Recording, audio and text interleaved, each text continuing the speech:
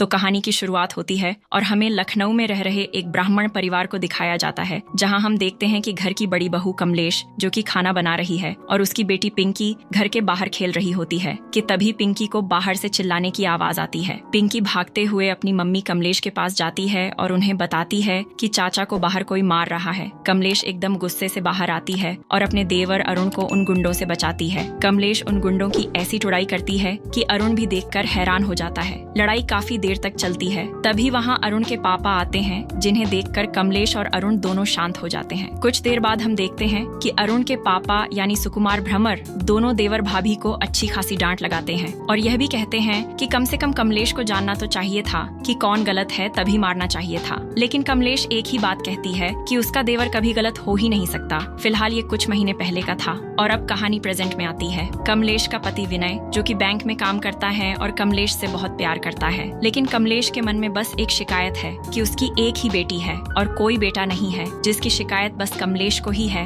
विनय को नहीं। कमलेश अरुण को ही अपना बेटा मानती है और अब बची कमलेश की दादी सास जो बहुत कम बोलती है, या यूं कहें कि लगभग बोलती ही नहीं। आज के दिन ये सब एक साथ जा रहे हैं लड़की देखने और वहाँ जाते वक्त कमलेश बहुत खुश होती है। उसे लगता है कि बहू उसके जैसी ही होगी। लेकिन जब वहाँ पहुँचते हैं तो लड़की यानी पूजा का गाना सुनने के बाद कमलेश को छोड़कर सभी घर वाले बहुत खुश होते हैं, क्योंकि पूजा कमलेश से ज्यादा पढ़ी लिखी है और गाना भी इंग्लिश में गा रही होती है। लेकिन कमलेश उसका पहनावा देखती है और उसके तौर तरीके शायद उसे पसंद नहीं आते। सुकुमार के पूछने पर कमलेश पूजा से बस एक ही सवाल करती है कि क्या उसके सारे कपड़े ऐसे ही हैं, और उसके बाद हम देखते हैं कि पूरा परिवार एक तरफ खड़ा होता है और अरुण और कमलेश एक तरफ, जहां अरुण कमलेश के आगे पीछे घूम घूम कर उसे मना रहा होता है कि वो बस इस रिश्ते के लिए हाँ कह दे, क्योंकि अरुण को पूजा बहुत पसंद आई है। सब यही देखते हैं कि अरुण कैसे अपनी भाभी के आगे पीछे घूमकर शादी के लिए मना रहा है और फाइनली कमलेश शादी के लिए मान जाती है। थोड़ी देर बाद वहीं पर अरुण और पूजा की सगाई भी हो जाती है। सभी बहुत खुश होते हैं, लेकिन घर जाते वक्त कमलेश के दिमाग में बस एक ही बात चल रही होती है कि पूजा उससे ज्यादा पढ़ी लिखी है तो घर में उसकी वैल्यू कमलेश से ज्यादा होगी, और यही बात कमलेश को परेशान भी करती है। थोड़े दिनों बाद हम देखते हैं कि कमलेश और उसकी सास कहीं जा रहे होते हैं, लेकिन रास्ते में उन्हें काफी जाम मिल जाता है। कमलेश ऑटो से उतरकर जाकर देखती है तो पूछने पर पता चलता है कि वहाँ LGBT के नारेबाजी चल रही है। इसे सुनते ही कमलेश गुस्से से भर जाती है और वहाँ से निकल आती है और अपनी सास को आकर सब कुछ बताती है। तभी कमलेश की नजर पड़ती है वहीं नारेबाजी में खड़ी पूजा पर। इसे देखते ही कमलेश सोच में पड़ जाती है कि कहीं पूजा भी कुछ और तो नहीं। गुस्से में कमलेश पूजा को अपने साथ ऑटो में बैठाकर सीधे उसके घर लेकर आती है और घर के अंदर किचन में ले जाकर उससे पूछती है कि क्या वो लेस्बियन है। पूजा हंसते हुए जवाब देती है नहीं, वो तो वहाँ बस उनका साथ देने गई थी। लेकिन कमलेश का मानना है कि औरत का काम बस घर तक ही होना चाहिए, और वही सोच वो पूजा पर भी थोप रही होती है। लेकिन पूजा बताती है कि उसकी अपनी भी सोच है। तभी कमलेश न्यूज़पेपर उठाकर उससे पूछती है और उसे बताती भी है कि फ्रंट पेज मर्दों के लिए बना है और बैक पेज औरतों के लिए, जहाँ बस ये सीखो कि खाना कैसे बनाया जाता है। लेकिन पूजा इन सब से बिल्कुल अलग है।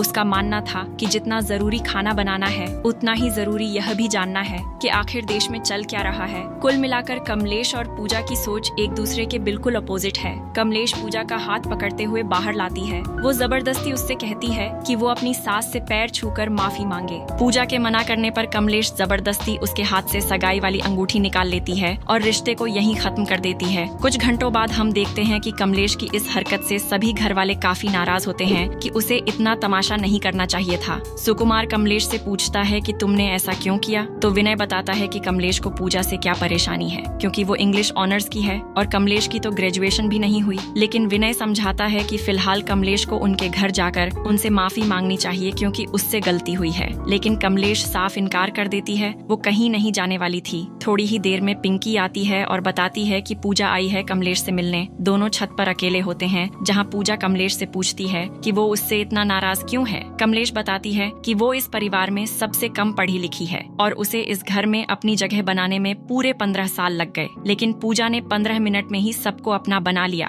और रही बात अरुण की, तो उसे कमलेश ने बेटे की तरह पाला है। शादी के बाद वो भी पराया हो जाएगा, लेकिन कमलेश अपनी गलती की माफी भी मांगती है। वो बताती है कि उसे सबकी बातें जल्दी समझ में नहीं आती, लेकिन जब आती हैं तो वो सही का ही साथ देती है और उनके लिए लड़ झगड़ भी लेती है। पूजा भी कमलेश को समझाती है कि जहाँ वो रैली में खड़ी थी वो लोग अपने लिए नहीं लड़ पाते, इसलिए उनके लिए खड़ा होना पड़ता है, इसलिए वो बस उनकी मदद कर रही थी। और यहीं पर दोनों देवरानी जेठानी में समझौता हो जाता है और एक बार फिर से रिश्ता जुड़ जाता है। अब दोनों घरों में शादी की तैयारी चल रही है और इधर अरुण और पूजा भी एक दूसरे को जानने लगे हैं और आखिरकार पूजा और अरुण की शादी का दिन आ जाता है। लेकिन पूजा की तबीयत कुछ ठीक नहीं लग रही थी। उसकी दोस्त सोना भी उसके साथ थी जो उसे दवाई दे रही है और अरुण अपनी शादी से इतना खुश है कि उसे पूजा की हालत तक नहीं दिख रही। शादी हो जाती है। विदाई के बाद ब्राह्मण परिवार में खुशियां छा जाती हैं। कमलेश अपनी देवरानी को लेकर बहुत खुश है और घर में खूब नाच गाना चल रहा है। इधर अरुण अपने कमरे में आता है और पूजा, जिसकी तबीयत बिल्कुल ठीक नहीं है, वो उदास बैठी हुई है। लेकिन अरुण, जिसके लिए ये फर्स्ट नाइट है, वो पूजा के करीब आने की कोशिश करता है, लेकिन पूजा कहती है कि उसे सुबह से बुखार है और वो अभी बहुत अनकंफर्टेबल है, वो कुछ भी करने की हालत में नहीं है। लेकिन अरुण उसकी एक नहीं सुनता। पूजा बहुत रोकती है, लेकिन अरुण अपनी फर्स्ट नाइट को लेकर कुछ ज्यादा ही एक्साइटेड है और बिना कुछ सुने वो पूजा के साथ जबरदस्ती इंटीमेट हो जाता है। इतना कहने के बाद भी पूजा की एक नहीं चलती और उसके बाद पूजा बहुत रोती है, ये कहते हुए कि अरुण ने उसके साथ जबरदस्ती की है और उसने मना भी किया था। लेकिन अरुण कहता है कि इसमें उसकी कोई वैल्यू नहीं है क्योंकि फर्स्ट नाइट उसका लीगल राइट है। लेकिन पूजा रोते हुए कहती है कि मना करने के बाद भी जो हुआ उसे रेप कहा जाएगा और वो सीधे अरुण पर इल्जाम लगाती है। अरुण ऊंची आवाज में पूजा को चुप होने को कहता है, लेकिन पूजा इतनी डर जाती है कि उसकी आवाज तक नहीं निकलती। गुस्से में अरुण पूजा को कमरे से बाहर निकालते हुए कहता है कि जाकर सबको बता दे कि जो हुआ वो गलत है। पूजा बाहर आती है, लेकिन जब वो सबको बताने जाती है तो देखती है कि आंगन में सभी औरतें बैठी हुई हैं और उनके साथ कमलेश भी है, जो कह रही होती है कि एक औरत का फर्ज है कि वो घर की बात बाहर न जाने दे, चाहे उसे मरना ही क्यों न पड़े। और ये बात पूजा सुन लेती है। पूजा डरते हुए वापस कमरे में आती है और अंदर आते ही अरुण उससे पूछता है कि क्या उसने सबको बता दिया। पूजा मना कर देती है और अरुण एक बार फिर से उसके साथ जबरदस्ती इंटीमेट होता है। वो लगातार बिना उसकी मर्जी के उसके साथ ऐसा करता रहता है, ये सोचकर कि अब शादी हो गई है तो वो कुछ भी कर सकता है। लेकिन वो ये भूल जाता है कि शादी के बाद भी एक लड़की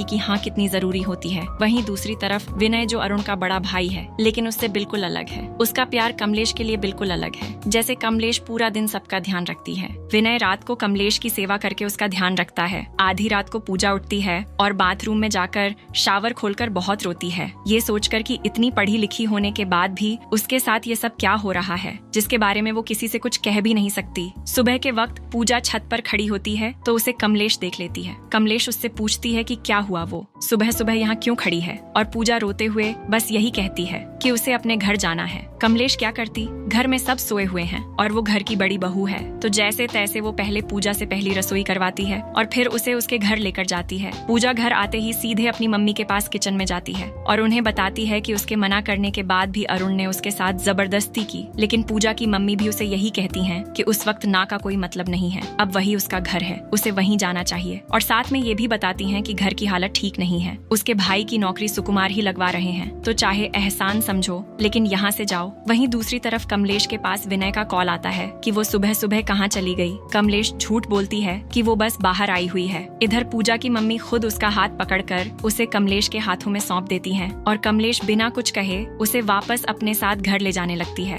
रास्ते में कमलेश स्कूटी चला रही होती है, तभी अरुण का कॉल आता है और पूजा फोन स्पीकर पर करती है, जहाँ अरुण कहता है कि उसका बैग पैक करना है क्योंकि उन्हें हनीमून पर भी जाना है। इतना सुनते ही पूजा डर जाती है कि जब यहाँ इतना सब हुआ तो वहाँ क्या होगा। तभी पूजा बहाना बनाती है कि उसे टॉयलेट जाना है। कमलेश स्कूटी रोकती है और मौका देखकर पूजा वहाँ से भाग जाती है। कमलेश हर जगह उसे ढूंढती है लेकिन पूजा कहीं नहीं मिलती। आखिरकार कमलेश घर लौटती है जहाँ उसे सबकी बातें सुननी पड़ती हैं, लेकिन वो किसी से कुछ नहीं कहती, बस इतना कहती है कि पूजा मुझसे खो गई है, घर की बात घर में ही रहे, इसलिए सब लोग खुद ही बाहर निकलते हैं। पूजा को ढूंढने कमलेश सोना के पास जाती है है, उससे मदद मांगती है और बताती है कि पूजा खो गई है। सोना कमलेश को लेकर एक जगह जाती है जहाँ वो पूजा का पता लगाने की कोशिश करती है। उसी बीच कमलेश पूछती है कि ये जगह कौन सी है, तो सोना बताती है कि ये वो जगह है जहाँ औरतों को इंसाफ मिलता है, क्योंकि कई बार पुलिस भी कुछ नहीं कर पाती तो ऐसी औरतों को एनजी का सहारा लेना पड़ता है। तभी वहाँ एक लड़की आती है और बताती है कि यहाँ भी पूजा का कुछ पता नहीं चला। कमलेश सोना से कहती है कि उसे फोन करे, शायद वो उसका फोन उठा ले। कुछ देर बाद सोना और कमलेश स्कूटी से उसे ढूंढने निकलते हैं। तभी सोना के पास एक कॉल आता है और उसे पता चलता है कि पूजा कहाँ है। दोनों तुरंत वहाँ पहुँचते हैं जहाँ पूजा एकदम अकेली उदास बैठी होती है। सोना उसके पास जाती है और उसे समझाती है कि वो खुद को अकेला न समझे, क्योंकि एक औरत ही दूसरी औरत की ताकत होती है और इसका सबसे बड़ा उदाहरण उसकी जेठानी कमलेश है। सोना कहती है कि वो थोड़ी सख्त जरूर है, लेकिन उसे यकीन है कि वो समझेगी। तभी वहाँ कमलेश भी आ जाती है। वो सोना को गले लगाकर उसे थैंक यू कहती है और फिर प्यार से पूजा से पूछती है कि क्या बात है बेटा, जिसके लिए तुमने घर तक छोड़ दिया। पूजा कमलेश को सब सच बता देती है कि अरुण ने उसकी मर्जी के बिना उसके साथ इंटीमेट होकर उसका रेप किया। इतना सुनते ही कमलेश को गुस्सा आ जाता है। उसे लगता है कि पूजा उसके देवर पर झूठा इल्जाम लगा रही है और गुस्से में कमलेश पूजा को जोरदार थप्पड़ मार देती है। कमलेश उसे समझाती है कि शादी के बाद ये सब नॉर्मल है, तो इतनी सी बात पर इतना बवाल क्यों।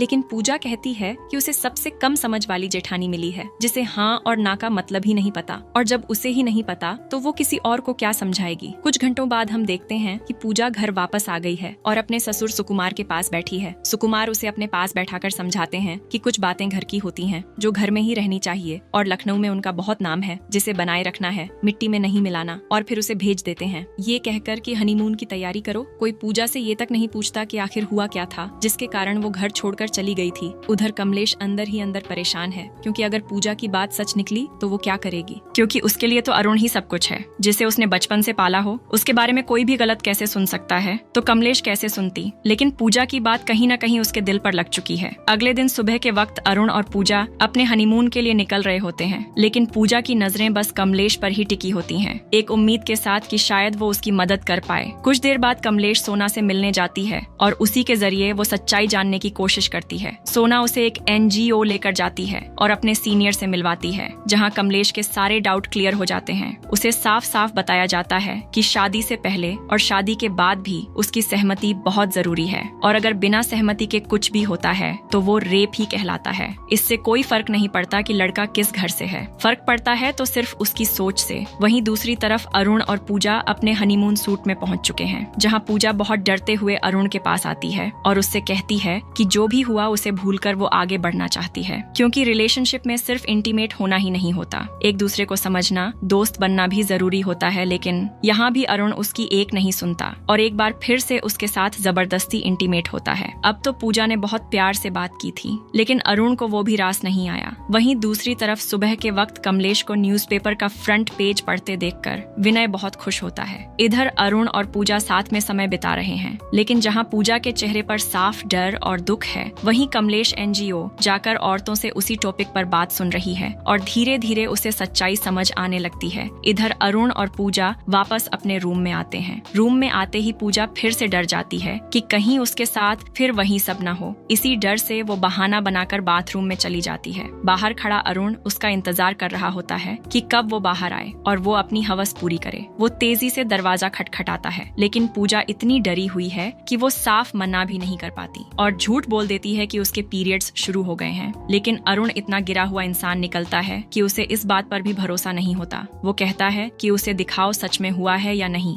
ये सुनते ही पूजा का गुस्सा और डर दोनों फूट पड़ता है और वो पास रखा ब्लेड उठा लेती है। अगले दिन हम देखते हैं कि अरुण और घर के बाकी लोग लखनऊ के अस्पताल में हैं, जहां पता चलता है कि पूजा को बहुत ज्यादा ब्लीडिंग हो रही है। जब डॉक्टर कमलेश को बताते हैं कि ये पीरियड्स नहीं है, बल्कि उसने खुद अपने प्राइवेट पार्ट को ब्लेड से काटा है, तो ये सुनते ही कमलेश के पैरों तले जमीन खिसक जाती है। वो हिल जाती है कि पूजा ने इतना बड़ा कदम कैसे उठा लिया। सबसे पहले वो घर वालों को बाहर भेज देती है और खुद अंदर जाकर पूजा से बात करती है। पूजा बताती है कि उसने ये सब खुद किया क्योंकि वो अरुण की हरकतों से टूट चुकी थी, और साथ ही वो कमलेश से कहती है कि अगर उसे अभी भी लगता है कि वो गलत है तो वो खुद करके देखे, तब समझ आएगा। ये सुनकर कमलेश अंदर से कांप जाती है। घर आकर वो सीधे बाथरूम में जाती है और खुद भी ब्लेड उठाकर वही करने की कोशिश करती है, लेकिन वो नहीं कर पाती। ब्लेड उसके हाथ से गिर जाता है और उसी पल उसे एहसास होता है कि उसने कितनी बड़ी गलती कर दी। अगर उसने पहले ही पूजा की बात सुन ली होती तो शायद आज ये सब नहीं होता। अगले दिन कमलेश अस्पताल जाती है और पूजा से कहती है कि सच में तुम्हें दुनिया की सबसे कम अक्ल वाली जेठानी मिली है, लेकिन अब वो उसे इंसाफ दिलाएगी, उसका साथ देगी, क्योंकि अब उसे समझ आ चुका है कि सही क्या है और गलत क्या। कुछ घंटों बाद अरुण भी अस्पताल पहुंचता है और पूछने पर पता चलता है कि कमलेश पूजा को डिस्चार्ज करवाकर अपने साथ ले गई है। लेकिन अरुण सीधे डॉक्टर के पास जाता है और पूछता है कि वो कब फिर से इंटीमेट हो सकता है। ये सुनकर डॉक्टर गुस्से से भर जाती है। वो उसे डांटते हुए कहती है कि उसी की वजह से उसकी बीवी ने खुद को नुकसान पहुंचाया और उसे अभी भी सिर्फ इंटीमेट होने की पड़ी है। फिर गार्ड बुलाकर उसे क्लिनिक से बाहर निकलवा देती है। अरुण ये सब सुनकर घबरा जाता है। उसे एहसास होता है कि उसकी वजह से पूजा अपनी जान भी दे सकती थी। डर के मारे वो घर की तरफ भागता है। इधर कमलेश पूजा को उसकी मुंह दिखाई के लिए तैयार कर रही है, क्योंकि शादी के बाद उसे ये मौका ही नहीं मिला था। कमलेश पूजा को तैयार करते वक्त समझाती है कि वो चाहती तो हॉस्पिटल के बाद पुलिस स्टेशन भी जा सकती थी, लेकिन उसे कोई फायदा नहीं होता। वो पूजा को समझाती है कि पहले सब कुछ नॉर्मल होने दो, फिर वो सारी बात सुकुमार यानी अपने ससुर को बताएगी और वही सही फैसला लेंगे। ये सुनकर पूजा को थोड़ी हिम्मत मिलती है। इधर रात के वक्त अरुण घर पहुंचता है और देखता है कि घर में मुंह दिखाई का फंक्शन चल रहा है। सारे मर्द बाहर बैठे हुए हैं और मजबूरी में उसे भी उनके साथ बैठना पड़ता है। कुछ देर बाद अरुण पीछे के दरवाजे से घर के अंदर आता है। अंदर जश्न चल रहा है, नाच गाना हो रहा है। कमलेश उसे देखती है और उसके पास जाकर उसे गले लगाती है। फिर उसकी कलाई पर रक्षा का धागा बांधते हुए कहती है कि अब उसकी रक्षा कमलेश करेगी, क्योंकि अब उसकी भाभी ही उसे जेल भी भेज सकती है। फंक्शन खत्म होने के बाद घर के सभी लोग आंगन में इकट्ठा होते हैं, जहां कमलेश डरते हुए सुकुमार के सामने सारी बात रखती है कि अरुण ने पूजा के साथ जबरदस्ती की है और फैसला अगली सुबह किया जाता है। सुबह सुकुमार अरुण से कहते हैं कि वो पूजा से माफी मांगे और बस एक सॉरी में पूरी बात खत्म कर देते हैं। ये देखकर कमलेश और पूजा दोनों हैरान रह जाते हैं कि इतनी बड़ी बात को इतना छोटा बना दिया गया। कुछ देर बाद कमलेश सुकुमार के स्टडी रूम में जाती है और उनसे पूछती है कि उन्होंने सही फैसला क्यों नहीं लिया। इस पर सुकुमार गुस्से में कहते हैं कि क्या वो चाहते हैं कि वो अपने ही बेटे को जेल भिजवा दें। कमलेश साफ साफ हाँ कह देती है, लेकिन सुकुमार भी साफ शब्दों में कह देते हैं कि वो अपने बेटे के खिलाफ नहीं जाएंगे और कमलेश को चुप करा देते हैं। कमलेश अकेले बैठकर सोचती है कि लोग कहते थे औरत घर में रहे तो सुरक्षित रहेगी, लेकिन अगर घर में ही सुरक्षित न हो तो वो कहाँ जाए। अगली सुबह कमलेश सुकुमार के पास जाती है और कहती है कि जो काम उन्हें करना चाहिए था अब वो काम कमलेश करेगी। इस बात पर सुकुमार गुस्से में कमलेश पूजा और पिंकी को घर से बाहर निकाल देते हैं। विनय उन्हें रोकने की कोशिश करता है, लेकिन सुकुमार उसे भी रोक देते हैं और कहते हैं कि वो वापस आएगी और पैर छूकर माफी मांगेगी। कुछ घंटों बाद कमलेश, पूजा और पिंकी घर वापस आती है। विनय बाहर उनका इंतजार कर रहा होता है। कमलेश आते ही रोते हुए विनय के गले लग जाती है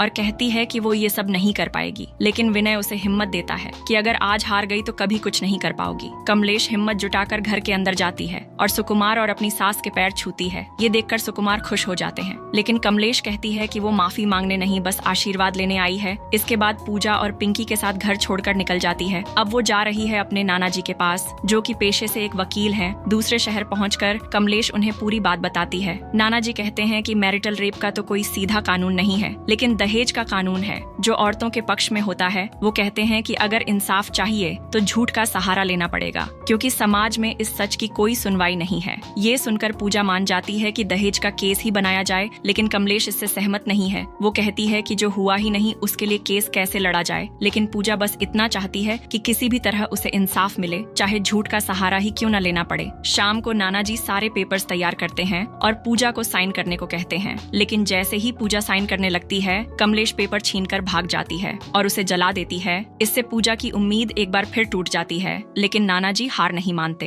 वो कहते हैं कि ये केस ऑनलाइन भी दर्ज किया जा सकता है, लेकिन वो नहीं जानते थे कि कमलेश भी सोई नहीं थी। वो सब कुछ सुन रही थी और नाना जी के साथ मिलकर ऑनलाइन केस भी रजिस्टर करवा देती है। अगली सुबह ब्रह्मर परिवार में पुलिस आ जाती है पूरे परिवार को गिरफ्तार करने, लेकिन इससे पहले कि पुलिस सुकुमार को ले जा पाती, उनके वकील कोर्ट से एंटीसिपेटरी बेल लेकर पहुंच जाते हैं और सुकुमार की गिरफ्तारी रुक जाती है। ये देखकर पूजा और नाना जी हैरान रह जाते हैं कि सुकुमार को पहले से कैसे पता था, जबकि उन्हें तो FIR के बारे में पता ही नहीं था। तभी उन्हें शक होता है कि कहीं कमलेश ने ही उन्हें पहले से बता दिया हो, या फिर कमलेश ने ही अपने सास ससुर को बचाने के लिए ये सब किया हो। लेकिन कमलेश साफ साफ कहती है कि उसने जानबूझकर कुछ भी नहीं किया, क्योंकि वो लड़ाई सही तरीके से लड़ना चाहती है, न कि ऐसे जहाँ गलती किसी की हो और सजा किसी और को मिले। लेकिन नाना जी कमलेश से कहते हैं कि अगर तू सही तरीके से लड़ रही है तो क्या वो भी सही तरीके से लड़ेगा। कमलेश पूछती है कौन, तो नाना जी कहते हैं तेरा ससुर सुकुमार, जिसे तू जैसा समझती है वो वैसा है नहीं। उसे पता है लड़ाई कब और कैसे लड़नी है, क्योंकि वो शहर में रहता जरूर है लेकिन लड़ाई दिल से नहीं दिमाग से लड़ता है। वहीं दूसरी तरफ सुकुमार अपने दोनों बेटों के साथ निकलता है, ये कहते हुए कि वो अपनी बहुओं को लेने जा रहा है। रास्ते में वो गाड़ी पूजा के घर की तरफ मुड़वाता है। विनय पूछता है कि वहाँ क्यों, तो सुकुमार कहता है कि जाने से पहले वो एक बार पूजा के पापा से मिलना चाहता है। घर पहुंचकर वो पूजा के पापा से अकेले में बात करता है और बाकी सबको बाहर भेज देता है और फिर अपनी असली चाल चलता है। वो कहता है कि पूजा घर आकर सबके पैर छूकर माफी मांगे, लेकिन पूजा के पापा मना कर देते हैं और कहते हैं कि वो अपनी बेटी को वापस नहीं भेजेंगे। तभी सुकुमार जबरदस्ती पानी में नींद की गोलियां मिलाकर उन्हें पिला देता है और पहले से ही हॉस्पिटल में कमरा भी बुक करवा देता है। यानी वो एक ऐसी चाल चलता है कि उसे खुद कुछ करना भी न पड़े और उसकी बहू खुद वापस आ जाए। कुछ देर बाद पूजा का भाई घबराया हुआ बाहर आता है और अरुण से कहता है कि उसके पापा बेहोश हो गए हैं। ये खबर पूजा तक पहुंचती है और वो घबराकर कमलेश के पास आती है, रोते हुए उससे लिपट जाती है। कुछ देर बाद दोनों लखनऊ के लिए निकलते हैं।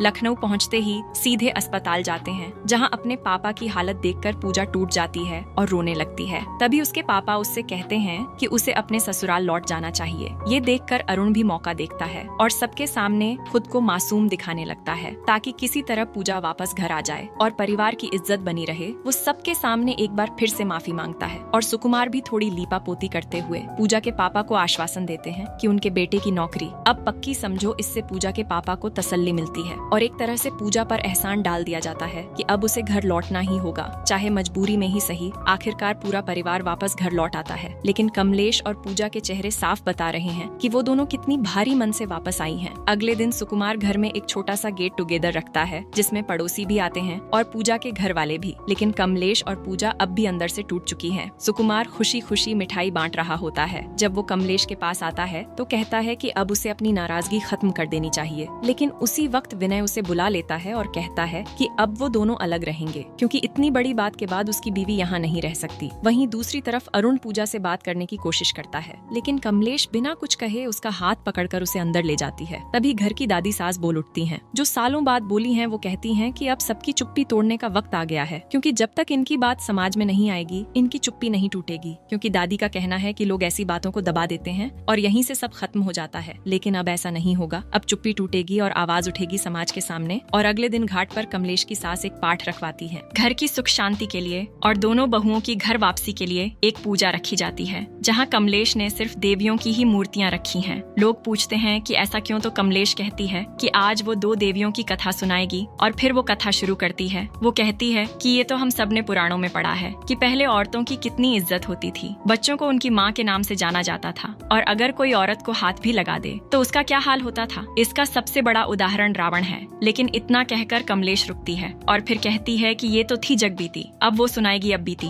और जाहिर सी बात है कि ये कहानी पूजा की ही होगी। कमलेश सबके सामने पूजा को बुलाती है। पीछे बैठे सुकुमार और अरुण दोनों डर जाते हैं कि अगर आज पूजा ने सब सच बता दिया तो समाज में उनका क्या होगा। लेकिन इस बार पूजा नहीं डरती। वो सबके सामने अपनी पूरी सच्चाई बता देती है कि उसके पति ने उसकी मर्जी के बिना उसके साथ जबरदस्ती की। ये सुनते ही पूरे माहौल में सन्नाटा छा जाता है। अरुण गुस्से में भर जाता है और लोगों के बीच हलचल मच जाती है। सुकुमार ये सब सुन नहीं पाता और पूजा को चुप कराने की कोशिश करता है, साथ ही सबको वहाँ से जाने को कहता है। लेकिन इस बार कमलेश उठती है और सभी के सामने सवाल रखती है कि हाँ, वही औरतें जाएंगी जिनके साथ कभी कोई जबरदस्ती नहीं हुई। ये सुनते ही कोई भी औरत वहाँ से नहीं उठती, क्योंकि हर किसी ने कभी न कभी कहीं न कहीं कुछ न कुछ सहा होता है, लेकिन हर कोई आवाज नहीं उठा पाता। गुस्से में अरुण सबके सामने पूजा के साथ बदतमीजी करता है और उस पर हाथ उठाने की कोशिश करता है, लेकिन इस बार कमलेश उसका हाथ रोक लेती है और उल्टा अरुण को एक जोरदार थप्पड़ मारती है।